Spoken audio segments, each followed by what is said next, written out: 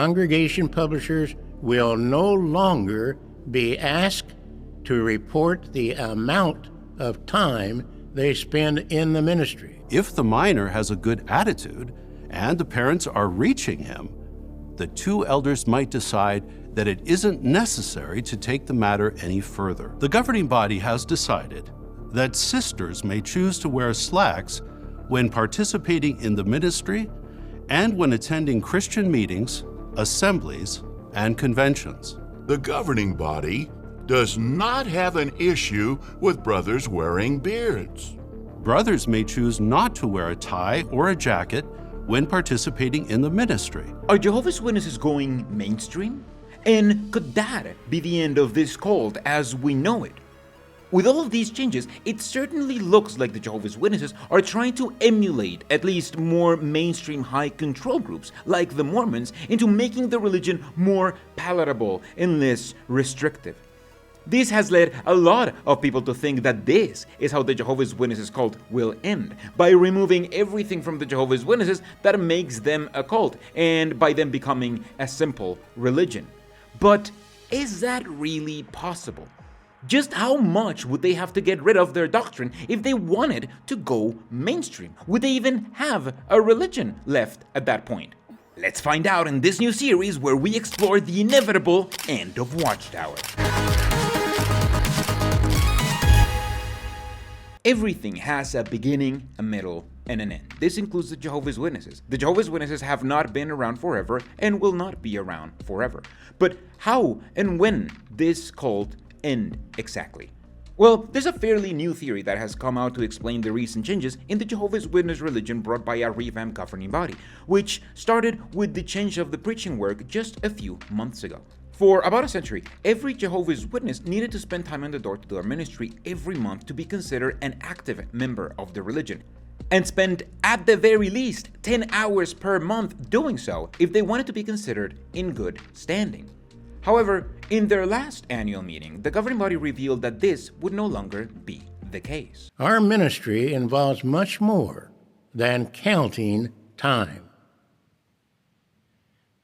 For this reason, we are pleased to announce that beginning November the 1st, 2023, congregation publishers will no longer be asked to report the amount of time they spend in the ministry, nor will publishers be asked to report their placements, the videos they show, or their return visits. Instead, the field service report will simply have a box that will allow each publisher to indicate that he or she shared in any form of the ministry. Now, as long as you talk to someone about your religion in your own time, you can be an active member of the Jehovah's Witness in good standing. This comes after a lot of reforms to the door-to-door ministry, like the addition of cards for Jehovah's Witnesses to stand next to instead of having to go door-to-door, the reduction of hours needed to be spent on the ministry to be a pioneer, and the addition of construction as a way to count time spent on the ministry, even though you're not preaching to anyone when you build a kingdom hall for the religion. After that, Jehovah's Witnesses got even more permissive when they announced that beards, which had been prohibited for the better part of a century, were now okay. The governing body has asked me to read the following announcement. A number of branch offices around the world have written to us indicating that there continue to be questions about whether or not it is proper for a brother in an appointed position to wear a beard. After prayerful consideration, the governing body has concluded that there is a need to clarify this matter. The governing body does not have an issue with brothers wearing beards. Why not? Because the scriptures do not condemn the wearing of beards. And following up, a bearded Mark Sanderson announced that minors weren't going to be shunned as quickly, that men didn't have to wear ties as often, and that women were now allowed to wear pants. What about baptized minors, those under 18 years of age, who engage in serious wrongdoing. Under our new arrangement, 2 elders will meet with the minor and his Christian parents. The elders will find out what steps the parents have already taken to help their child come to repentance. If the minor has a good attitude and the parents are reaching him, the 2 elders might decide that it isn't necessary to take the matter any further. The governing body has asked me to read the following announcement. The governing body has decided that sisters may choose to wear slacks when participating in the ministry and when attending Christian meetings, assemblies, and conventions. In addition, brothers may choose not to wear a tie or a jacket when participating in the ministry and when attending Christian meetings, assemblies, and conventions. All of these changes happened in less than a year, giving Jehovah's Witnesses freedoms that they didn't used to have before and making it easier to remain an active member. That has gotten a lot of ex-Jehovah's Witnesses wondering if this is the cult trying to go mainstream, and if this is how the cult will end, not because their membership is gone, but because their cultish practices are gone. After all, the Jehovah's Witnesses can't be a cult if they get rid of everything that makes them a cult. And wouldn't it make perfect sense that this is the beginning of a 10-year plan to normalize this religion and making it into a mainstream religion, removing everything that once made it a cult and allowing it to adapt into the 21st century? If they transform into a normal religion, then nobody can get mad at them being a cult, and it all has already started with all of these changes. But is that actually what's happening?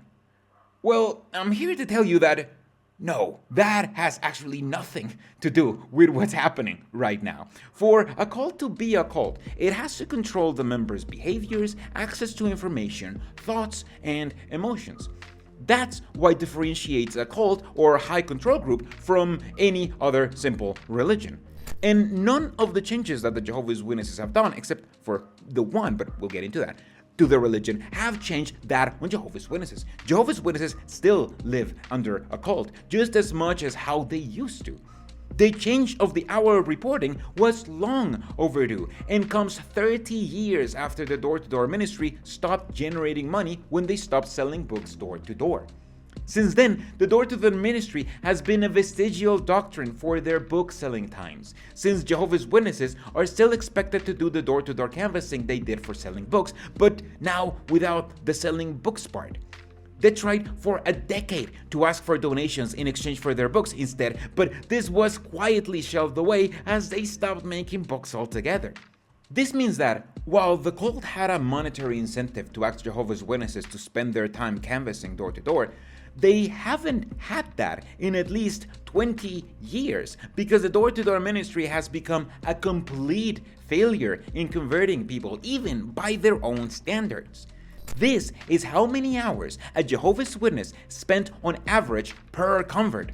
And this is assuming every single baptism is someone who converted into the religion, when we know the far majority of people getting baptized were born into the religion. If anything, they should have gotten rid of the hourly requirement as soon as they stopped selling books in 1990, because that's the moment it stopped making sense. That being said, a lot of Jehovah's Witnesses with pioneer titles are pioneers not because they spent a lot of time in the door-to-door ministry, but because they are a part of the teams of volunteers that this religion uses to build their buildings. And wouldn't you know it, they actually do have to still report times because of reasons. Wait, what about the Nazarite arrangement? Is there a similar provision in the modern day organization? Certainly. We all do well to imitate the Nazarites' example of self-sacrifice and courage. However, as Brother Loesch explained, the Nazarites had to meet certain requirements that were not expected of Israelites in general. The same is true of modern-day pioneers. They have volunteered to devote a certain number of hours to spend in the ministry. Thus, auxiliary and regular pioneers, special pioneers, missionaries, and circuit overseers and their wives will continue to report the number of hours they spend in the ministry. The change in dress and grooming policies is even more shallow than that. These policies got formalized in the 1950s, when people wore a suit and tie or a dress for any kind of formal occasion, whether that was a black tie party, a funeral, their job, or at least their job interview. Boys wore suits and ties, and girls wore dresses. The fact that back then shaving was also seen as a way to be more formal made it even easier to normalize their no beards rule, which came because Rutherford was jealous of Russell and afraid that more people would leave his religion to keep following Russellite teachings. 80 years later, that is all old story. Beards have gained more and more prominence, and ties are quickly falling out of fashion, with people even attending the most elegant events, from the Oscars to their own weddings, without a tie. And dresses aren't seen as the ultimate formal wear anymore either. Dresses have become almost celebratory garments, while pants have become far more common in other less festive but still formal settings like funerals and professional work environments, which combine them both, and that's the Jehovah's Witnesses vibe right there. Beards have also been in fashion for the last 15 years, and no one today would think of shaving a good beard just to appear more formal, since a well-kept beard is almost seen as more formal than a shaved face.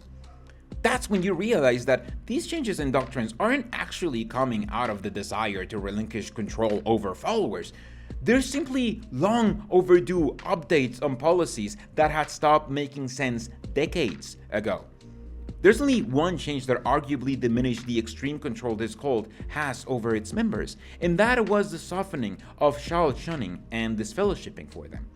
And even here, the Jehovah's Witnesses are not saying that they will not shun or disfellowship minors. They merely gave them a bit more of a chance to show repentance and remain in the cult. However, what if a baptized minor unrepentantly persists in a wrong course? In that case, a committee of elders would meet with him along with his Christian parents. It's almost like they know that they're supposed to relinquish control, at least over their followers who are underage, but are unable to do it and have to give themselves permission to still do it if they really want to.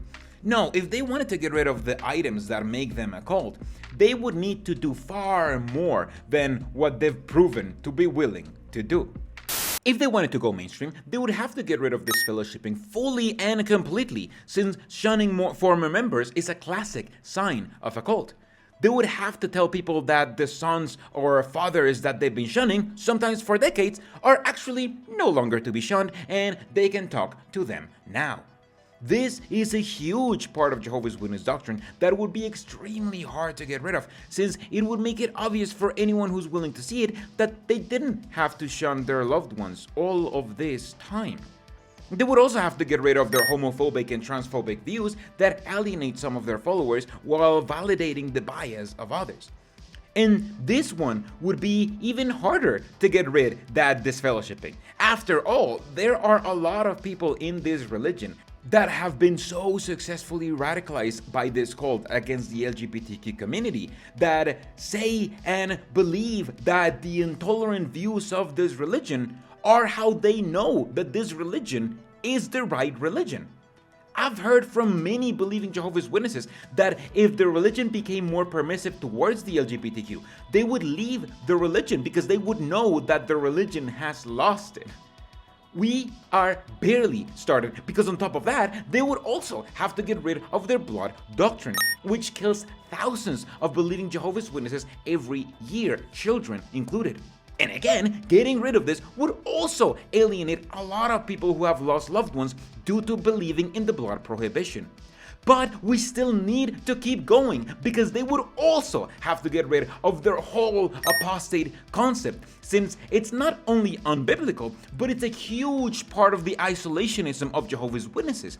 They would also have to get rid of their supremacist beliefs of thinking only their religion is their right religion, along with their tacit prohibition on higher education and their outspoken prohibition on voting or on getting involved in politics. And only after you've gotten rid of all of those can you begin to say that the Jehovah's Witnesses are maybe stopping being a cult or a high control group, even if it's not by that much. But even if Jehovah's Witnesses get rid of all of that, what's left then? Well, let's review. Assuming we only got rid of what I listed and nothing more, we have a religion that's controlled by a governing body still, but that doesn't disfellowship nor socially punish those who go against them. We have meetings twice a week, but now it's not like people are going to shun you if you miss a few, so it becomes more of a casual thing. And we still have the no celebration of birthdays and other holidays, which makes them quirky, but not fully a cult, because Jehovah's Witnesses would now believe that other people may have the truth too. And there would not be any punishment if someone wanted to attend one of those celebrations for someone else on their own time. It would be like the Chinese people who don't celebrate Christmas, but they don't prohibit every single Chinese person from attending a Christmas party if they want to. However, besides their anti-Trinitarian beliefs, there's not much else left to the religion. To get rid of their policies of shunning homophobia, blood, apostasy, supremacy, and social and political isolationism, they would have to also get rid of most of their current interpretation of the Bible, since a lot of it surrounds those doctrines specifically. But even if the leaders wanted to do that, every single change would mean the bleeding of a group of members who base their belief around that. And this is already happening. Take Rolf Ferrulli, for example. Rolf Ferrulli is what I would call a Jehovah's Witness believer from the pseudo-intellectual era. Rolf loved the religion back when they had these deep interpretations of the Bible, when they started to get rid of that part of the doctrine, culminating on their leadership outright announcing the removal of the types and antitypes part of the doctrine. Rolf felt betrayed. You see, to Rolf, what made the religion the truth was the fact that they had all of these deep interpretations of the Bible. He even wrote a whole book about it. Everything else to him might have been disposable, but not the deep interpretations of the Bible. Once the leadership got rid of that, they also got rid of Rolf and of everyone else who also believed that that was what made their religion unique or special. Just like Rolf, there are many Jehovah's Witnesses, probably most of them, who believe that the doctrines that make their religion a cult are also the doctrines that make their religion the right religion. Why? Well, because they've been gaslit by the religion itself to believe that. Along with false religion, human society in general is gradually corrupting everything that Jehovah has set in place for mankind. We see it in their incessant nationalistic wars. We see it in their racial hatred and divisiveness. We see it in their promoting of abortion. We see it in their so-called gay marriage. We see it in the gender blurring that the world is promoting. You don't have to be a man or a woman, they say. You can be whatever you feel like or choose to be. Really? And at this point, we have to wonder why the governing body would want to change this cult, of which they are the leaders of and have total control of every single follower, and willingly relinquish that amount of power. Because we know that they're not going to do it willingly. If anything, they're getting more and more power and fame than any other Jehovah's Witness in the last 70 years. Whereas before, they at least pretended that everything they said could only follow their understanding of the scriptures and have become camera shy, making very rare appearances in front of Jehovah's Witnesses. Nowadays, the governing body has placed itself right in the spotlight, quite literally sometimes. There's no more gaslighting followers into thinking they have to do what says in the Bible or what Jehovah wants. This governing body is happy to tell all Jehovah's Witnesses that things have changed because they decided to, and their followers have had to learn to accept it. The governing body has asked me to read the following announcement. The governing body believes this same principle can be The governing body does not have an issue with brothers wearing beards. Before we conclude, the governing body has asked me to read the following announcement. The governing body has decided. Now, in our day, there is another group of men that are sitting at one table, our governing body. They never lie or deceive us. We can have absolute trust in the governing body. And what table can we trust? The table surrounded by our future kings the governing body. No, the governing body is definitely not willingly giving up any power when they are trying to have more power now than ever. The only reason why they would relinquish any power is to protect themselves or the religion that they lead. And this might be why they very mildly relax their policies on shunning children, even if it was ever so slightly, after that policy cost them millions of dollars in state funding in Norway already. However, their cultish practices are baked right into the core of this religion so much that they cannot get rid of any of their cultish policies without both drastically changing the religion and losing the followers that base their faith on that practice. By the time that they finish removing everything that makes this religion a cult, they would have pretty much no followers left and no doctrine to believe in. We've seen their pathetic attempts to write new doctrine nowadays. They're clearly incapable of writing new doctrine and seem more interested in simplifying it to streamline the obedience to them rather than in expanding it. We know if they got rid of all of these doctrines, the current governing body has no chance of developing a doctrine that is better or at least equally attractive to Jehovah's Witnesses without being damaging to replace the current doctrine. That's why if you ask me how certain I am that the cult will die this way, I'd say this has maybe like a 10% chance of happening. The religion would have to survive long enough to get a completely different new governing body who is capable of revamping the religion, and then you'd have to pressure them just enough with governments for them to want to change it. And even then, this would alienate so many people that it would be a constant balancing act between losing governmental support and losing followers.